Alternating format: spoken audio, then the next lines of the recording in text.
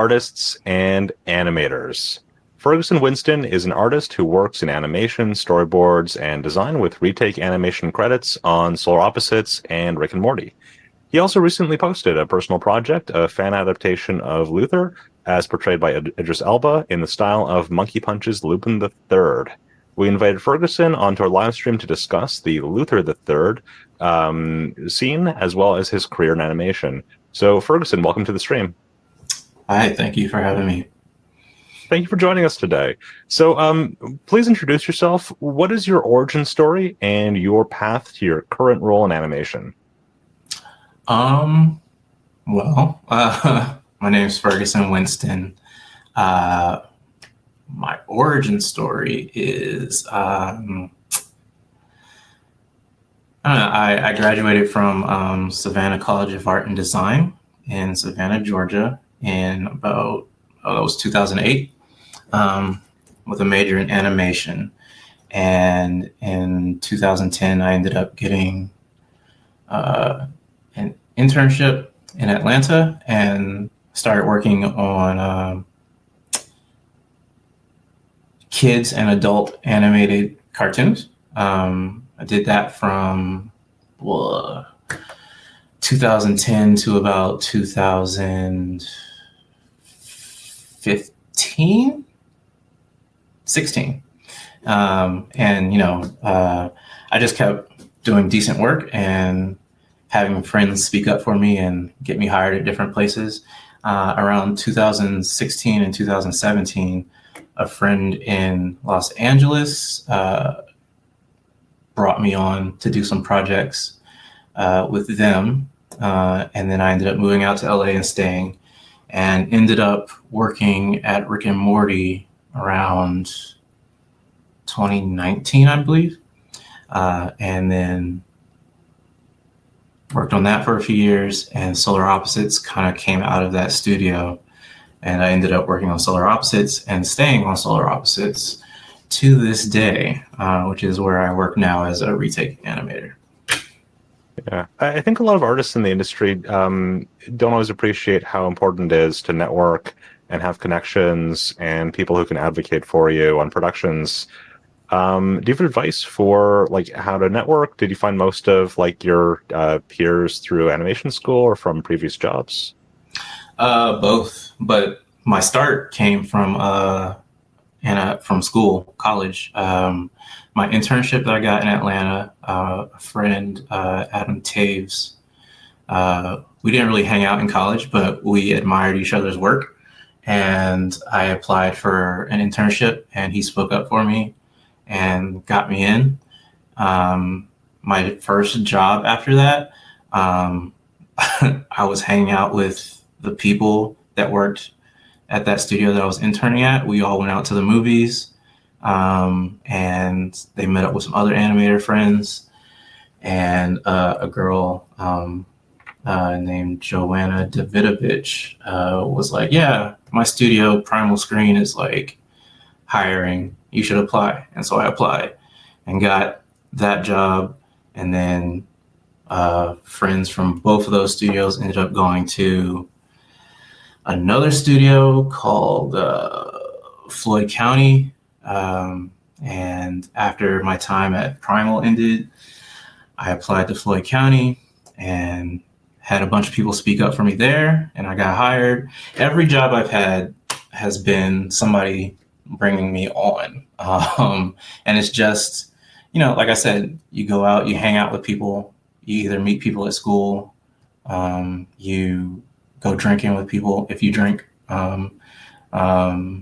It's just, networking is not necessarily like going up to like people and handing them your business card and like being like, hey, I'm looking to get into animation. It's, in my experience, the best networking has just been people you're hanging out with, and making connections and friendships with. Every job I've gotten has been somebody speaking up for me or being like, oh yeah, this guy, I know him, like, you can do it. I've never gotten hired off of my resume alone.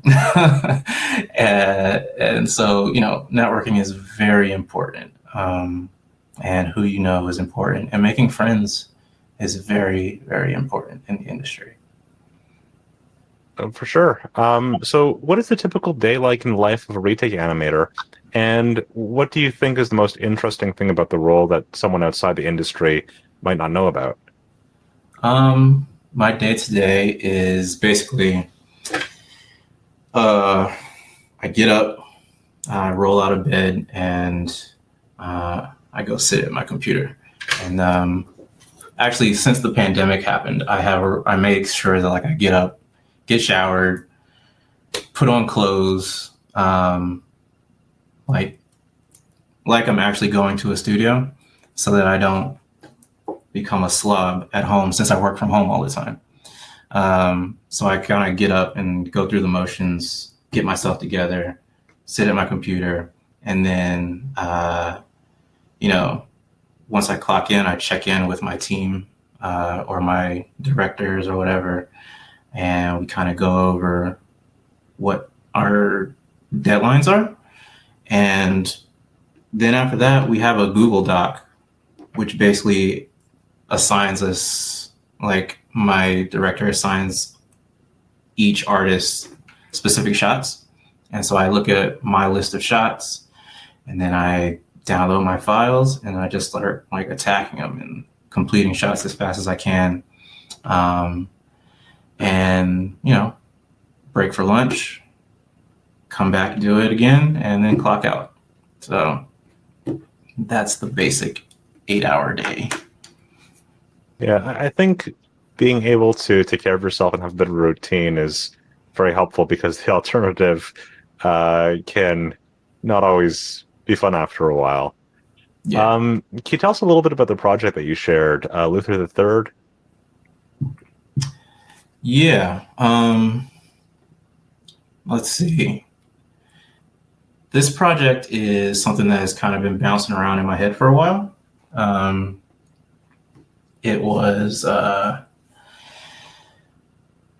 think it was something that kind of popped into my head maybe 6 or 7 months ago. Well, actually, no, that's not true anymore. It was last year, towards the end of last year, that I was rewatching Luther, which is one of my favorite shows, starring Idris Elba. And I think around the same time I was watching the Netflix show Lupin, where they both have like the live action one with that. I like them because they both have really cool like main black characters. And I was looking at it and I noticed that the Lupin logo was very similar to the Luther logo. And I was like, oh, what if they did a crossover? That just kind of popped into my head.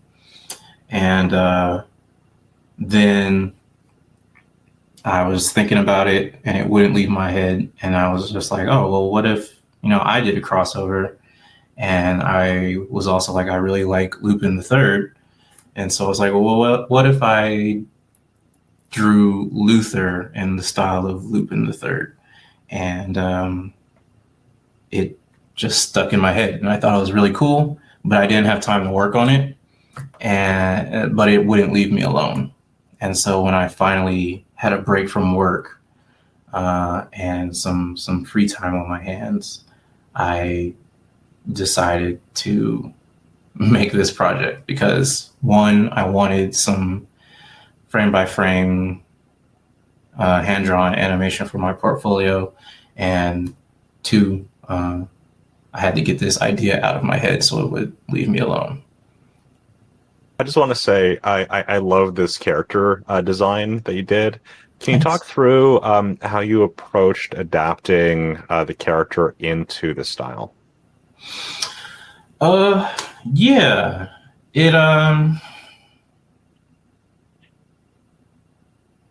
This stuff's kind of like, I don't know. It's also kind of automatic to me. I don't really explain it. Hopefully I can explain it well. But basically what I did was I didn't focus on the design first. I focused on the movement. and like I knew I wanted to do Luther's walk.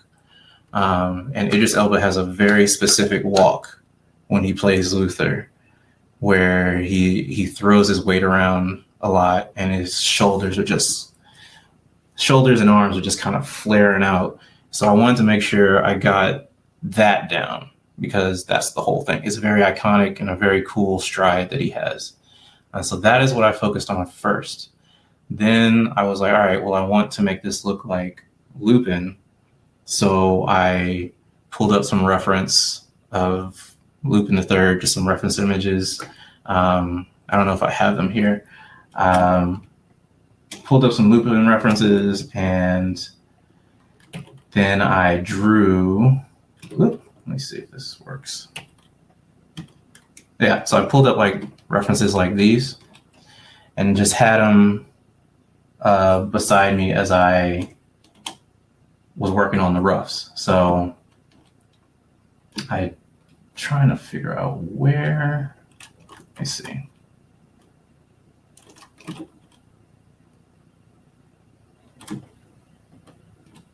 I think one thing that's really cool with like Lupin III is how exaggerated all of the like character designs are. Like, I think we were talking earlier, and you mentioned like how like Lupin III has these like really like spindly stick legs almost, and like really big feet, big hands. Yeah. So once I got the walk, yeah, like that is something I definitely focused on. So I got the walk down, and then like once I got the walk, I did this sketch here. Come on, you. This one sketch right here. And once, you know, like you said, I focused on the really thin wrists, the big hands, like thin ankles, flare out pants, big shoes with like the pointed up toes. I used this image of Lupin a lot as reference. And so, you know, after I just kind of tried to, and I looked at an image of Idris Elba as well, and just kind of like tried to mimic these different Lupin designs. And so once I got that basic image down, then I just went ahead and started animating, because like I didn't do any turnarounds or anything like that. I could just kind of see it. So once I did that, I just started laying it on top of this rough right here. And so that's how I went about designing it. I didn't even worry about his face right here until like all the body animation was done. And then, yeah. I just want to say, I love that you approach this like animation first and then work backwards to design. Because it's not something I've seen a lot of, and I think you're really successful. Thank you. Yeah, that's how I work. I always have an idea in my head of what it's going to look like, but I don't nail it down until I have the motion figured out. Yeah. I also noticed too, like you put a lot of thought into how the coat moves. Because like if you're designing a character for animation, one of the things that maybe you don't want to do is have a coat, because that just adds complexity. But it also, I think, shows a bit of a flourish, a bit of like that you understand those materials as well. Yeah. Thank you. That was a big thing that I was wrestling with, because he wears two coats. He wears his suit jacket and then his longer pea coat or trench coat, whatever you want to call it. And yeah, it was an exercise in trying to figure out, because this is a loop, right? It's an exercise in trying to figure out how to get a decent loop in a few amount of frames, so that I'm not like killing myself and with this animation. But also, you know, I also wanted to kind of overlap, like make overlapping animation within the confines of this short loop, and not look like it's like popping. So yeah, it that was a very interesting thing about trying to figure out this animation. So yeah, there was a lot of little problem solving things that I went through that I honestly didn't really consider until you mentioned it just now. So yeah, I thanks. mean, some of it's unconscious, some of it is just like what you do. But so, for Ferguson, if you don't mind me asking, how many frames? I know you mentioned this was animated on fours primarily, right? Yeah. How many How many frames? frames are in this total? Oh, total? It is 352 frames. Okay, yeah. Um, yeah, so it's animated on fours, but yeah, 352 frames. Um, yeah. So, what was the most interesting or challenging part of this project? The most interesting or challenging? Oh, that's I don't know. What was the most interesting or challenging? Uh, well, the fact that I get to draw it was very interesting and challenging because, like I said, or I don't, I think we I don't discussed know. it before the stream, but you were mentioning how, like, as a retake animator, you don't wind up doing a lot of drawing. Yeah, okay, yeah. I was confused for a second on whether I had mentioned that during the live. Yeah, so as a retake animator, I do not draw. Um, uh, it's all puppets and rigs and moving characters' limbs and yeah. So that was another reason that I did this frame by frame because I am tired of rigs and I want to do like I got into animation because I want to draw stuff and make things come to life and it looks better. Like um, it looks more alive to me when you are drawing something frame by frame. And you get more variety. So like with this, I can actually do like Luther's crazy walk where he's like swinging his arms in front of him and stuff, as opposed to with a rig. Anyways, so that was a very interesting and satisfying thing about this project was that I drew it frame by frame by hand. Well, digitally by hand. It was also challenging. Another challenging bit was, figuring out, like I said, the code, the overlapping action, how to fit all the different movements within the loop. And what else was challenging? Figuring out, because I also wanted to do this I have a bunch of projects that I'm working on, and I was trying to figure out how to finish this project quickly and do it in as few drawings as possible so that I can move on and go to the next thing. So that was challenging. And then also I did the whole process, like the cleanup, color, the effects, the compositing. I did all of that. And so that was interesting and challenging because I've done all those steps before except for compositing. Hmm. I'll take that back. I have done compositing, but I did compositing better this time and more. Since I wanted to make it look more like anime, I had reference images of animes, and I took those images and tried to replicate it in Harmony. And so that was an interesting challenge because it taught me how to use different Harmony tools to replicate those outcomes, those results. And I also got a friend of mine, Mark Estrada, friend, coworker, to kind of guide me on how to execute that as well. And also, like, if you're working with like reference where it was, on painted cells that were photographed on like painted backgrounds, right? Like that is a very different approach to animation than even like digital hand-drawn animation, going from like the 90s to now. So I mean, like, what was your approach to sort of translating that or getting that sort of effect? To getting The final look of it. Yeah, you get sort of because you mentioned like compositing too was a big part of your approach. Mhm. What can you take us on a tour actually of like the compositing step? Sure. Let's see. Bear with me as I um, mess around with these layers real quick. Oh, the node view. Yeah. Let's take this off. Turn that on.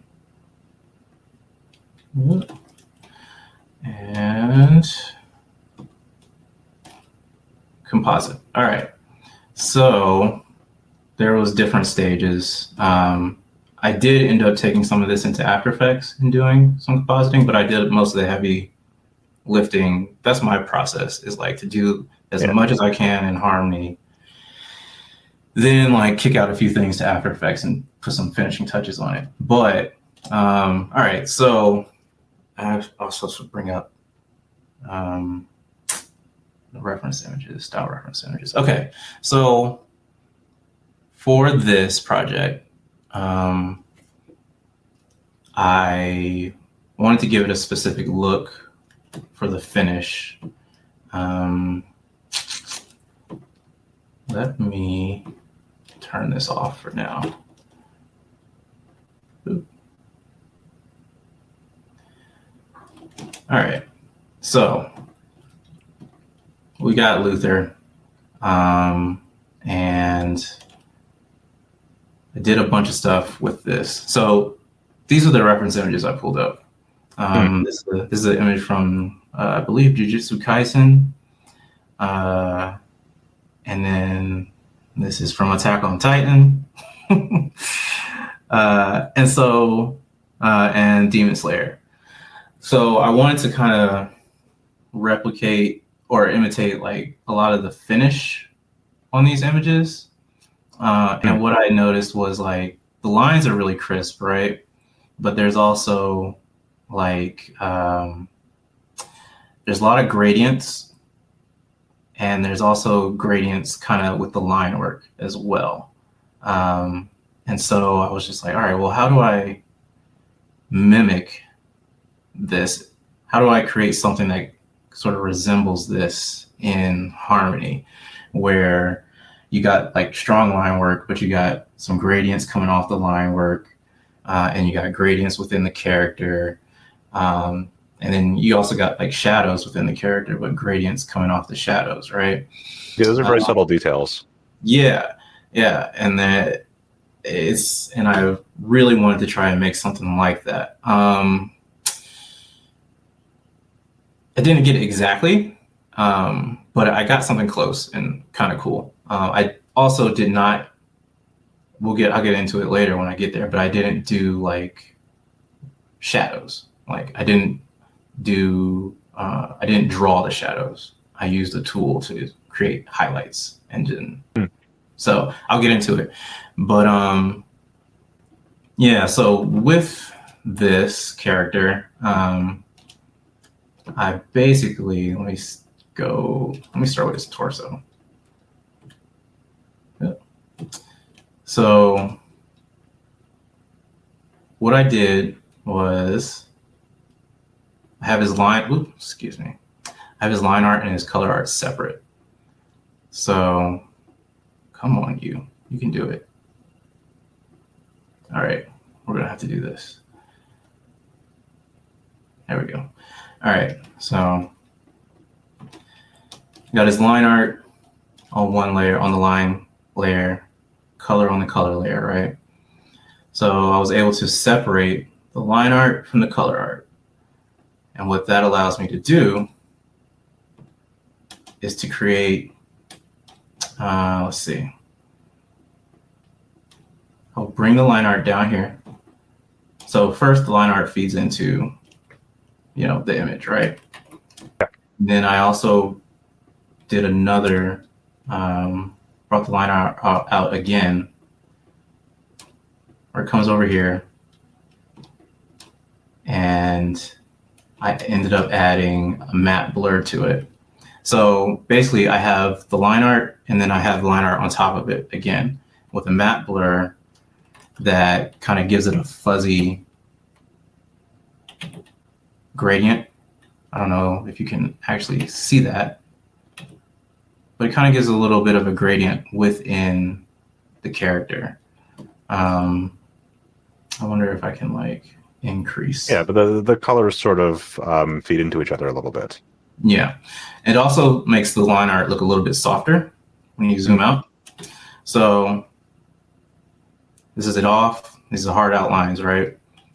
This is on. It makes it a little softer looking, and it gives a little bit of a gradient on the inside.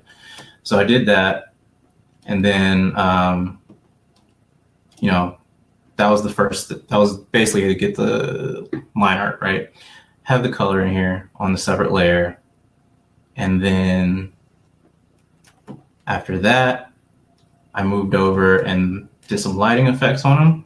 So I'm gonna hide this real quick. Oh my god, annoying. All right.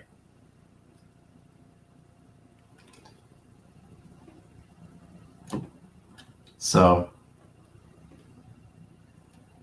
I softened the lines, then I added some lighting effects on them, right? And I started with, what did I start with? Yeah, all right, so I'm gonna turn this highlight off real quick. Oop. Okay, so I started with adding some more gradients on them. So I ended up adding a shadow gradient, which pops on at his feet, kind of ground him. And so you see it's darker down here and lighter up here. This is basically, it's just a square. Let's see if this works. You can see it. Yeah, all right. Cut by the color art? That gets cut by the color art? I think it goes over, let's see, it's getting cut by,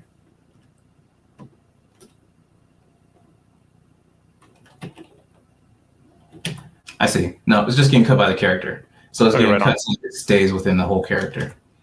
So it looks like it goes over the lines as well. So yeah, so I did that with a shadow gradient and then a little bit with a light gradient from the top. So I just added more gradients on this guy. Let's see if you can see that. Yeah, I really enjoy how, like, with compositing, you can get really dramatic effects from, like, really simple tools like gradients and cutters. Yeah, it's a fun project to figure out. And yeah, there's a lot of things you can do. I had to get help to figure it out, but now that I know, like, yeah, I can do it, and I can replicate it anytime. So it's fun to like figure. It's a nice puzzle sort of thing. Yeah. And then the last thing I did was add a highlight, and the highlight has a little gradient on it to give you like, so the highlight is I believe it's yellow, but it's got another little bit of a red bleed on it, which is a nice touch. And then I just did that with a what is that? Apply peg transformation. Right. So it's just the character mask by itself. Yeah. It's the character. Like if you see these lines, it's the exact shape of the character just slid down with a lighting effect on top of it. So that's what I was saying. Like I didn't do any shadows because I was just like, I don't have time to animate shadows. So I just got this character, masked him by himself. And so whenever he moves, like the highlight follows his body movement. And so that's how I did that. And then I just want to say, like, a rim light is a really great way of like getting a very dramatic look with not a ton of effort. Like, it's very economical. Yeah. It also just looks great. Thanks. Yeah. I agree. It's it plussed it up quite a bit, just from the flat colors. So yeah, and that's basically the compositing for the character. And then I did a whole background thing. I don't know if you want to go through that or like this is the background. Let's take a look. Let's see. Boop. So actually, all right, if I'm going to go into this, I'm going to play the actual video first so you can see it. I'm going to mute it though, so you don't. Can I mute it? Yeah. We don't need to hear all the music. Just need to see what the animation is doing. All right, so this is just going to loop, and then it kind of goes into the breakdown of the whole process. But you know what? It's only a minute and a half. I'll play the music. You can see it. Yeah. All right, here we go.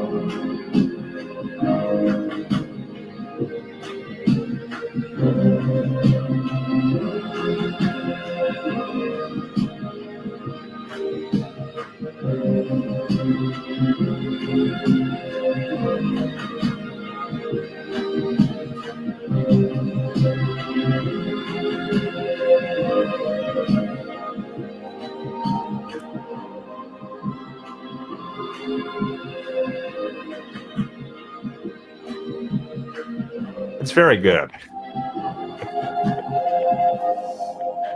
Thanks. So, I have to say, like, if you had just stopped at like the line art, I think it would have been a really cool project already.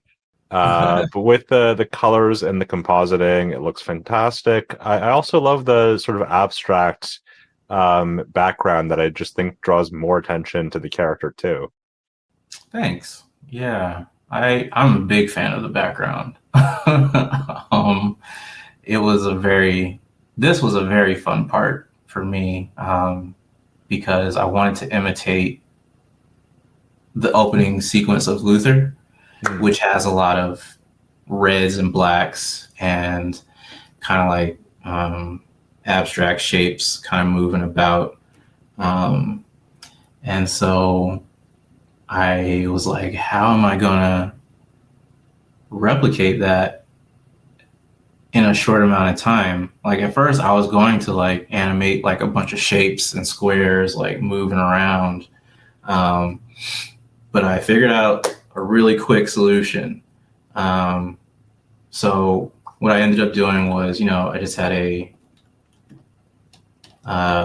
did a red background, which, let me see. Oh, no way. Yeah, so, I did a red background. Harmony. You did this in Harmony. That's wild. Yeah.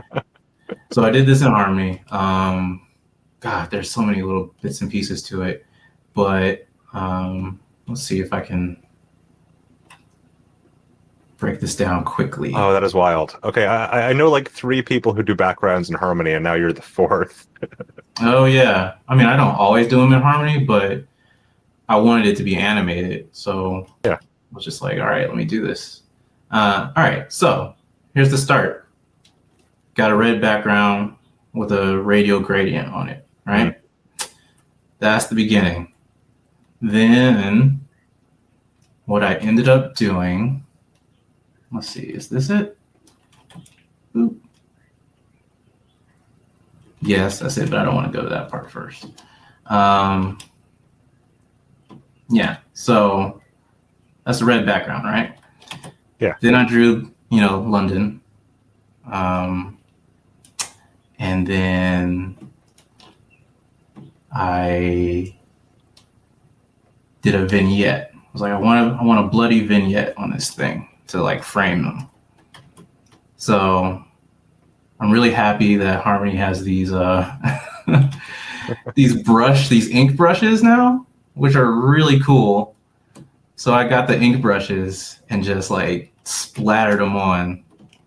Just had them set them to black and just started going over the outer edges of the image, and it created this really cool effect. I doubled it up as well. I have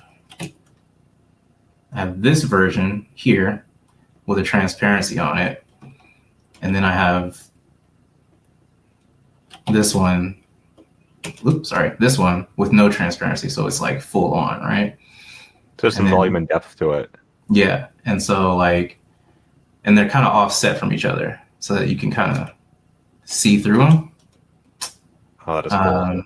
And so this one also kind of changes opacity throughout, so that adds another little layer, a little effect, and then it's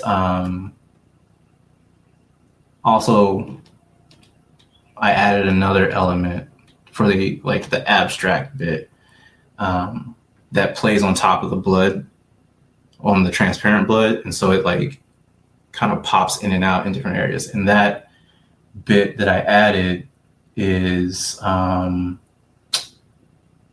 blood.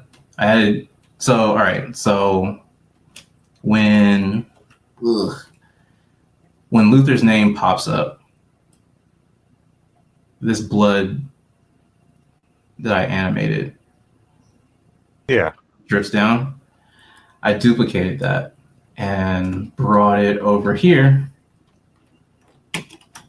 and sized it up really big. Oh, that is cool. I did it 3 times in 3 different places. I did apply peg transformations on it. So I just got a bunch of them. And then let me turn off. I wonder if I turn off the background, if you can still see it. Let's see. Yeah, okay, there you go. So turn off the background, turn off this vignette real quick. Yeah, so. Oh, wow. Got this blood playing in the background, right? And it's just dripping and it's moving and it's creating all these weird, funky shapes. And it's got transparencies on it. And it just looks weird. Like you don't know what you're looking at, right?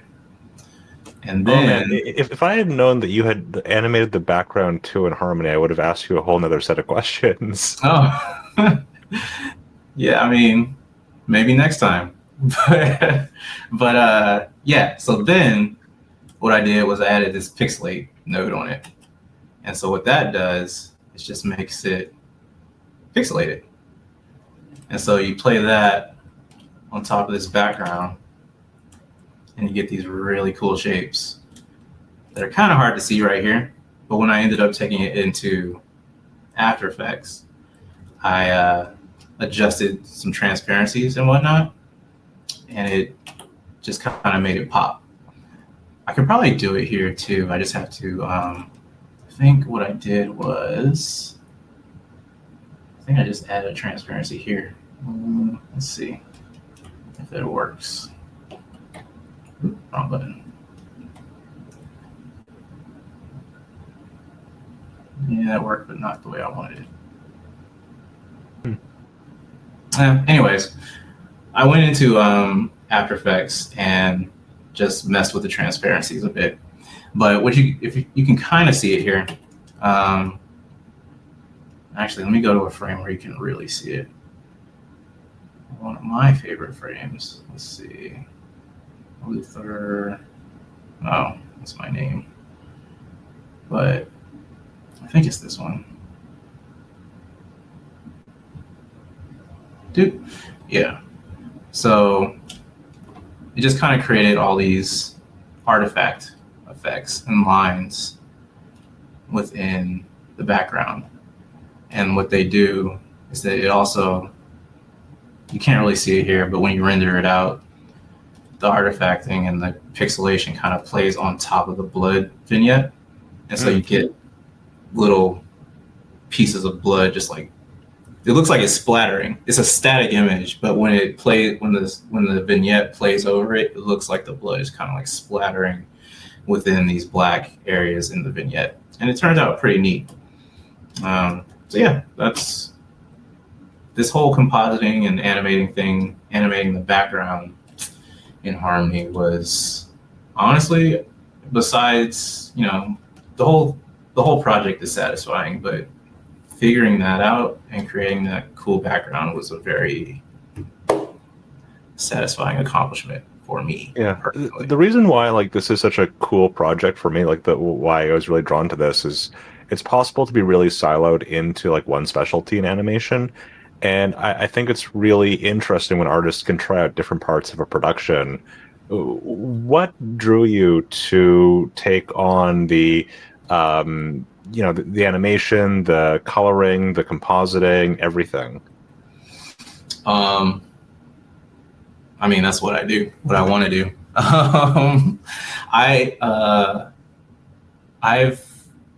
I think what I want to be is an independent filmmaker slash creator. I have always tried to do the whole learn the whole process and do the whole thing on my own. I have like previous projects where I like did pilots and like whole projects by myself. I've had, not by myself, not completely. I've had help, but I have like I designed the characters, rigged the characters, animated the characters, did the effects, like did the layouts for the backgrounds, did the compositing, did did a bunch of promo stuff. I made toys.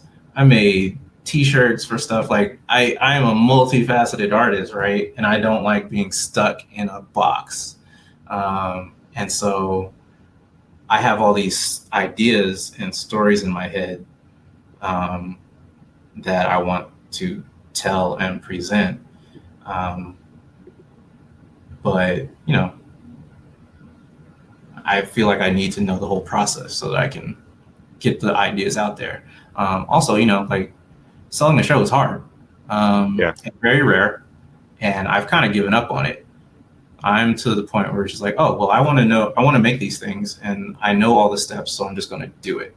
And like, I don't know if I said it during the stream, but I started this particular project because I wanted to create frame by frame pieces for my portfolio. And in my opinion, a portfolio needs to have, well, not, it doesn't need to have. What I want for my portfolio is finished pieces.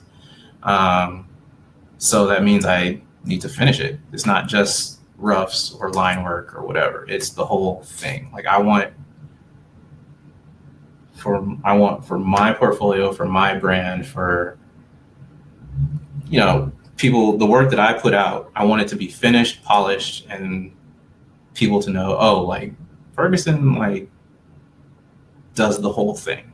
Like he puts out finished work. And yeah, so this is just a stepping stone because like I said, I don't know if I said it on stream, but I have other projects that I'm doing. Yeah. And this particular project was just me kind of working out the kinks and like making sure that I could do what I am trying to do in the future so that when I when I finish these other projects that I'm working on, I can take them to completion. I can take them to completion and, just kick out a professional looking finished product. And that is why I study all the aspects and why I try to finish these projects to the level that they are. Yeah. Well, I think this is like a really ambitious loop for traditional animation.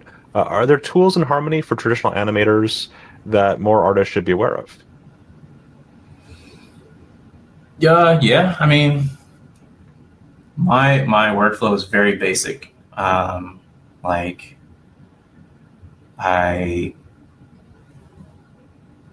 when you're working like traditionally, especially with this project, what I wanted to do is have, wanted to streamline it and have as few layers as possible, or nodes or pegs or whatever. So like when I worked, like you saw, it was, drawing the roughs and then doing the cleanups.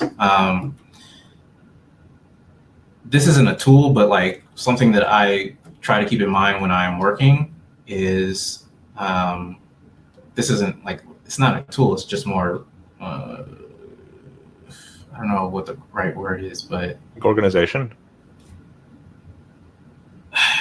Organization is great. It's very important. Be organized. Have your node organized. Like, that's one thing I have run into a lot coming, working retakes when we get animation back from other studios. Like, node trees are crazy. And the first thing I always do when I get a crazy scene is I go through and I reorganize it. So like, you want to have a very organized node view. But like, what I do when I animate is traditionally, is I have, oh my gosh, I have, where is it? Ooh. There it is. Okay. I separate my line art from my color art within like a node. So yeah, you got a torso node, right? So you got that. You got the line art on the line art layer, color art on a color art layer. That's important for me because, like I showed later, it allows you to do different things in compositing, like isolate your lines, multiply your lines. Having the color art on a separate layer allows you to cut things within the body of a character. Allows you to do like this highlight effect, and keep it within the character, but also have like this bleed of red. So being organized in your node view, being organized with your layer structures and what art is on a layer is important. Tools, this gets into the tools. I hate that it's on a different side, but all right, when you're cleaning up, you can, like when I draw my roughs, I draw with the brush tool. Come on, you can do it. All right. But when I'm cleaning up, I use the pencil tool. And then, artists know the difference. The pencil tool is like a vector line that you can move around and edit and pull the vertices of, etc. Whereas your brush tool is a vector line without like whatever. I forget all the terminology. But yeah, with the pencil line, you can move the center line. With the brush, as you have to move the outer bounds of it. Right, and it keeps the information within a line streamlined. And so what I do when I clean up is I always, well, in this particular case, and what I will be doing in the future, is using the pencil line when I clean up, so that what that allows me to do is make changes easily if I need to. I can like connect it to different points. What it also allows me to do is change line widths later in the process. So for example, if you zoom out. What's that? If you like sort of zoom out, you have the character further away, you can make the lines thicker so they still show up. Yeah. Like if the character's closer or further away, you can adjust the line. You can adjust the thickness of the line if you draw it with the pencil tool. So like, I'm not going to get into all of it, but I mean, if I just click this, it'll probably change something over here. Yeah, see? So you can adjust pencil line width. You can adjust line width when you use the pencil tool. So that's a very important thing, very important tool to use, and thing to keep in mind when you are finishing animation. Another tool that's very good is the stroke tool. It's like an invisible, come on, you. It's an invisible line, basically. And this is good for closing up gaps in your artwork. Or, so like say I wanted to, let's say I wanted to fill this in, right? All right, so it only fills it in so much. Or say there was like something that I was trying to get. All right, and if you like look down in here, you can see that there's this blue line going across here that is preventing the color from going through. So that's kind of not what I want, but in other situations it's very helpful because you can have art that's like wide open.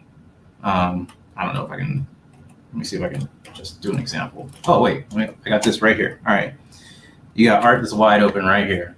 So if I tried to color that in, nothing's gonna happen. But you know, say you had this closer and you're just like, oh, I drew this, and you're like, oh, why is this not connecting? But you don't really want to connect this line, you want to have it open. You can hit the stroke tool, draw an invisible line, close it, right? All right, let me do a different color. Close it.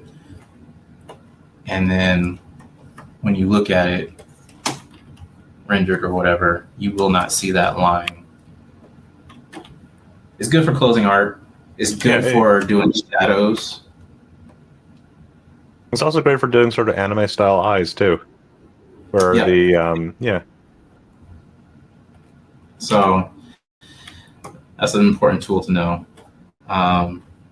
Stroke tool is Alt V if you're on PC. I think it's Command V on Mac, Apple, and then you press K to reveal the line. K again to hide it.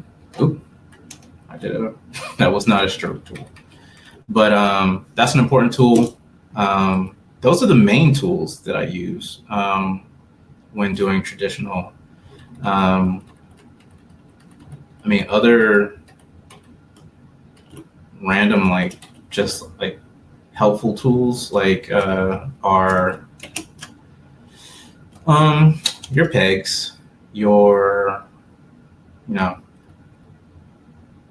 I wanted to do this all traditionally, but I like without pegs, but when it came to the head, I was just like, I'm not going to track that head on however many drawings. Like, I'm not going to do it. Like, I refuse. So I did a few drawings. Clever solution. Yeah, it's one drawing, right? This head is one drawing, and it's pegged, and it's moving with the body. And then I did the head turn when that comes, but like I was just like, I'm not drawing this head over and over in like the same position.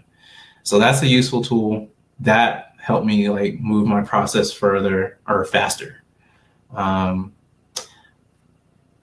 Using layers, breaking up layers when you're doing traditional animation. So like, that's another thing. Like, I'm not redrawing this whole cycle with like his arms in his pockets, right? Like, I've done it with his arms out.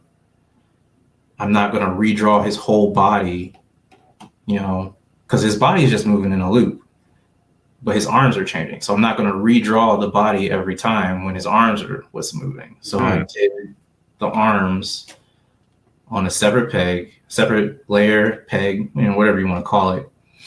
and did the arms, but I matched, the naming. I matched it with the body, made sure there was a naming convention that was similar between the parts so that I could track them. Like, all right, I don't know if you can see this over here. I'm just going to tell you what it says because it's very small, but it says TD underscore T11. And then I click the body that says TD underscore T11, right? So I like matched naming conventions. I can't remember. I think TD stood for tie down, and then underscore T was transition number 11, right? Because his arms are transitioning up, right? When you're at the very beginning, like this is just TD1. This is tie down 1. Tie down 1, tie down 7, 11, et cetera, et cetera. So you got to match up. You don't have to, but it will help and it will eliminate confusion down the line if you have naming conventions that are easy to understand, that are kind of consistent throughout the process, that match up with your different parts, so you don't lose track. And then also if you hand this off to somebody, it'll help them in the long run because it'll make it easier for them to keep track of things. I just want to pause for a second and just say, like, this is even cooler than I thought it was, because like what you've done is you've taken a traditional animated scene and you've brought a handful of techniques from like cutout animation that I think are really smart. Thanks. But still, it still looks and feels like traditional hand drawn. Yeah. Thank you. Like I said, I was trying to figure out how to get this to look good and do it as fast as possible so I could go on to everything else I have going on. But thank you. Yeah, I was trying to complete this in the most economical way as I could without. I mean, if you're working on your own time, then that makes absolute sense. Speaking of time, we are running out of time. But Ferguson, where can we find more of your work on the web? You can find me at my website, which is basically it's just fergusonwinston.com, www.fergusonwinston.com. You can find me on Instagram at Ferguson Winston, and you can find me on YouTube at Ferguson Winston. And it'll be easier to find all those through my website or through Instagram. So I'd probably recommend going to the website first, and it'll just take you everywhere you need to go. Right. Ferguson, thank you so much for taking time to discuss your career as well as your project, Luther III. And thank you to our audience for joining us live and participating. If you enjoyed this discussion, you might also be interested in Toon Boom Animation's instructor-led training courses. If you'd like to improve your skills or step into a new role at a studio, we offer courses that can help you learn to rig, animate, and composite in Harmony Premium. For more information, visit toonboom.com/training. We're going to be hosting more conversations and discussions about character design this month, so be sure to stick around and tune in next time. Bye.